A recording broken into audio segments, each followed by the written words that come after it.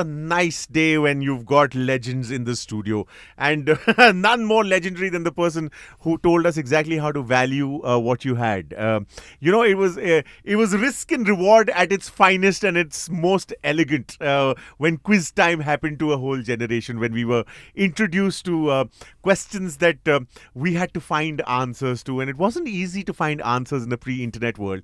But the answer to how to spread knowledge without seeming like a teacher or having a little bit of a stick in your hand, but a little, shall we call it a toffee, Siddharth sir, that you offered as far as reward was concerned. It was absolutely incredible. We've got the legendary Siddharth Basu with us, and let me put the objective interviewer on the side and just tell you how honored we are to have you in the studio. Thank you very much for sparing the time, sir. You're most welcome, Sarthak, and hello to you and to all the listeners of Radio 1. Delighted to be here, and of course, as you pointed out, you cast back to the Jurassic Age of quiz. Yes, television. Eons ago. Yeah. Yes. These were manual antenna times, weren't they? 1985, if memory They were. serves. There was only one terrestrial national network in the country, which was Doordarshan. That's right. And the show that we did, that you just mentioned, Quiz Time, was one of the first independently produced programs to be telecast on Doordarshan. Mm-hmm. And every day there was just one or two slots. And we were on Sunday at 9 p.m. So Sunday, 9 p.m. became Quiz Time. And we did it for 3 years in a row, 85, 86, 88. And, questions have dogged me ever since. I've been looking for answers, but questions dog me. And we are here really to talk about Quotty, Quizzer of the Year, which is, as you know, this new thing that we're doing on Sony Live, which is an app as well as a gateway to an all-India contest. It's both. Absolutely, and that's what I was about to say. 1985 has the approach to how you choose the questions changed from the analog times to the digital times, as you said, the Quizzer of the Year for that. What's that change been? Very importantly, the mediums have changed. We have so many different mediums. Now we are talking on radio and a podcast. You now have streaming and you have much smaller attention spans. Exactly. And technology has changed. As a consequence, now you have to hold people's attention. You have to gamify things differently. Absolutely. And yet keep the core of what you're trying to do. And that's one of the key things that have changed, and which is why we thought of Quotty as an all-digital engagement. So there is a daily app which anybody can play. You can just log on to Sony Live and you can play a daily snap quiz, know exactly how you stand, measure your information quotient, what we call your info queue. You can see where you stand nationally. We also have appointment games where you play with the entire universe of other people playing the same game at the same time and the same questions in the same sequence and know where you stand and how it is. And we have little information on that. So that is one level of engagement, which is, the app. But within that, we've done all the other aspects digitally too, which is that the selection of students from all over the country, because you could register as a senior school student, get onto it, and then we selected the top teams from each zone digitally.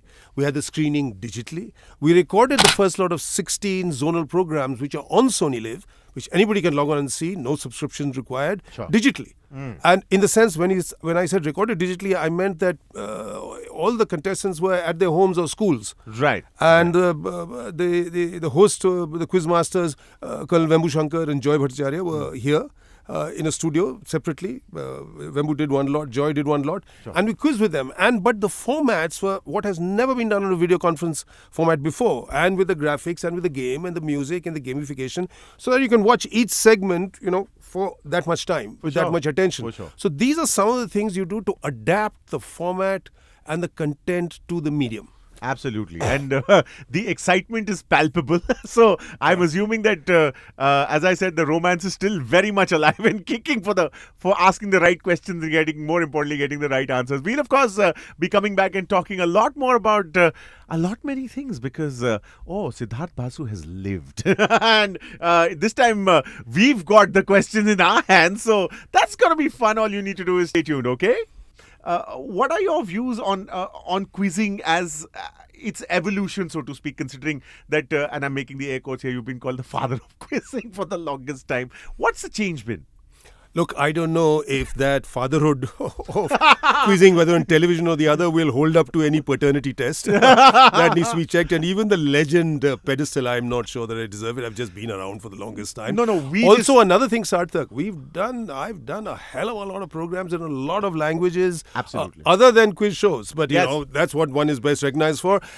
With whatever we do, we try to make it as engaging, as interesting as possible. And something you mentioned before, that you try and make it, you combine what in Mumbai terms would be called class with mass. You know, so you try, I mean, something like Kaun, Banega, Crorepati, you know, it's very much a Janta program, but you try and make it as, how should I say, present it at even for the highest common factor, not just the lowest common denominator. You try and get it in between, you try and raise standards, and you try and put it like that. But it's a Janta program and a quiz. There's always been this thing, you know, if you've been a follower of quizzing, you know, the turn of the century, 2000, Kaun Banega Crorepati happens, there's mass hysteria, so to speak. And then you figure out the questions, and they start with the very easy ones.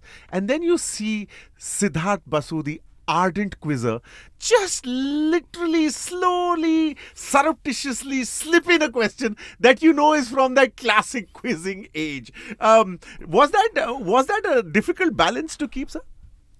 It's something that, you know, on a show like KBC, where people come from all kinds of background, from different parts of the country, different education, different culture, it has to be a sporting set for the person sitting on the hot seat. Because the point of the show is that also that it's not just one strand or sliver of contestants, person coming from one little, niche of society. Yes. It's everybody. That's part of its, sort of a universality. That's its charm, yeah. And the challenge and what you have to do is set things for different people.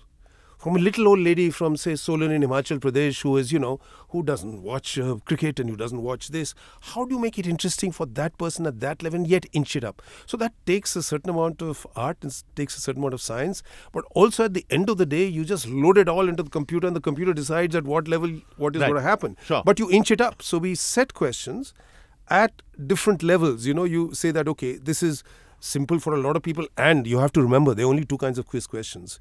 Easy if you know the answer, tough if you don't. Yeah, absolutely. So it depends for one person what may be very simple, may be very challenging for somebody else. Absolutely. So you have to work that. Even in languages, things are very different. What somebody knows in one part of the country, somebody in the other part of the country is, for that person is Greek.